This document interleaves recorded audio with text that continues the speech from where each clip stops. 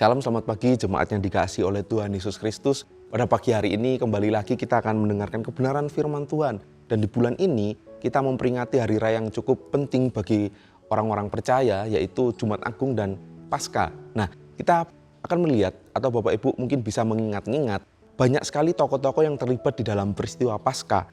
Salah satunya yaitu Yudas Iskariot. Nah, hari ini kita akan melihat kesalahan apa sih yang diperbuat oleh Yudas Iskariot yang jangan sampai kita lakukan sebagai orang Kristen di zaman sekarang. Coba kita baca di dalam Matius pasal yang ke-26, mulai ayat yang ke-14, saya akan bacakan. Kemudian pergilah seorang dari ke-12 murid itu yang bernama Yudas Iskariot kepada imam-imam kepala. Ia berkata, apa yang hendak kamu berikan kepadaku supaya aku menyerahkan dia kepada kamu? Mereka membayar 30 uang perak kepadanya. Dan mulai saat itu ia mencari kesempatan yang baik untuk menyerahkan Yesus.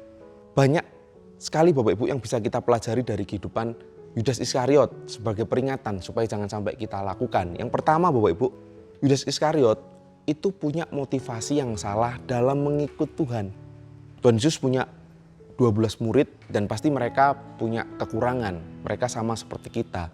Tapi Yudas punya kekurangan dalam hal motivasi. Coba kita baca ayatnya di dalam Yohanes pasal yang ke-12. Ayat yang keempat, tetapi Yudas Iskariot, seorang dari murid-murid Yesus yang akan segera menyerahkan dia, berkata, mengapa minyak narwastu ini tidak dijual 300 dinar dan uangnya diberikan kepada orang-orang miskin? Coba lihat ayat yang ke-6.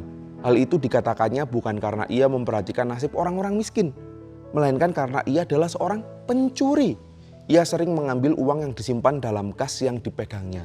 Bayangkan Bapak Ibu, Yudas Iskariot ternyata dia punya motivasi yang lain yaitu uang. Berapa banyak orang Kristen di zaman sekarang mengikut Tuhan hanya karena berkat materi Bapak Ibu.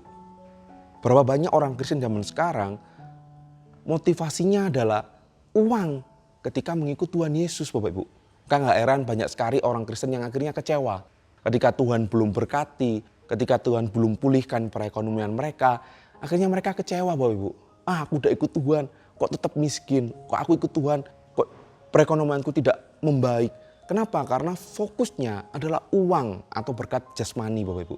Dan ini dilakukan oleh Yudas Bapak Ibu. Mari Bapak Ibu kita belajar, jangan sampai kita melakukan hal yang demikian.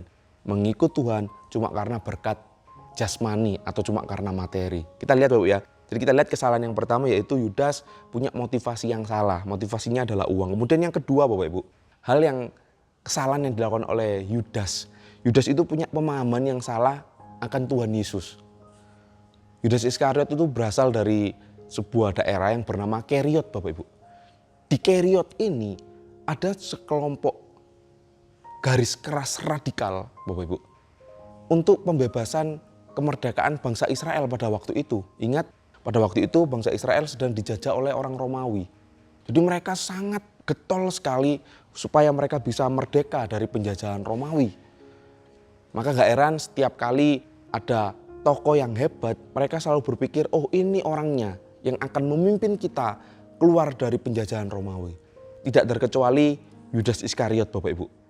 Ketika Yudas melihat Yesus dengan segala kelebihannya, dengan segala mujizatnya, membangkitkan orang mati, menyembuhkan orang lumpuh, di dalam pikiran Yudas ini orangnya. Tapi apa yang terjadi Bapak Ibu? Yesus sama kali tidak melakukan itu.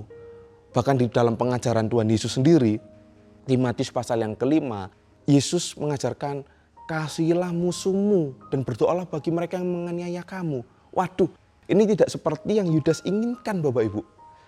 Karena Yudas punya pemahaman yang salah akan Tuhan Yesus. Kemungkinan Yudas kecewa Bapak Ibu kepada Yesus. Kenapa Yesus tidak melawan? Kenapa Yesus tidak menggulingkan pemerintahan Romawi Bapak Ibu. Berapa banyak orang Kristen juga demikian Bapak Ibu ya. Ikut Tuhan, pengennya supaya selalu sehat. Ketika Tuhan izinkan sakit, akhirnya kecewa. Berapa banyak orang Kristen yang berpikir ikut Tuhan pasti selalu diberkati. Benar Bapak Ibu.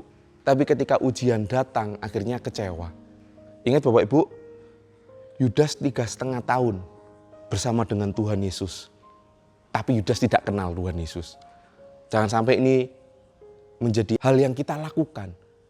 Bertahun-tahun, puluhan tahun menjadi orang Kristen. Tapi sebetulnya tidak kenal kepada Tuhan.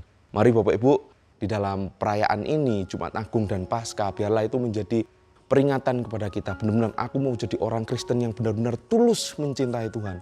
Aku benar-benar menjadi orang Kristen yang mau tetap setia apapun yang terjadi dalam kehidupanku. Mau aku sehat, sakit, kaya, miskin, aku tetap ikut Tuhan. Mari kita berdoa. Tuhan Yesus, terima kasih pada pagi hari ini kami mendengarkan renungan kebenaran firman Tuhan yang mengajar kami Bapak Ibu, supaya kami menjadi orang-orang Kristen yang benar-benar tulus ikut Tuhan karena benar-benar kami mencintai Engkau Tuhan, dan kami tidak mau Tuhan punya pemahaman yang salah akan Engkau. Kami mau Tuhan dalam kehidupan kami, sekalipun mungkin kami belum Engkau sembuhkan, mungkin hari ini Tuhan doa kami belum dijawab oleh Tuhan, tapi kami mau tetap setia ikut Engkau Tuhan. Kiranya Engkau memberkati kami Tuhan, apapun yang menjadi pergumulan kami, apapun yang menjadi permasalahan kami percaya Engkau sumber dari segala sesuatu yang sedang kami hadapi. Terima kasih Tuhan Yesus, terima kasih. Kami akan masuki hari yang baru ini dengan penuh sukacita, karena kami tahu Tuhan menyertai kami. Di dalam nama Tuhan Yesus Kristus, haleluya. Amin.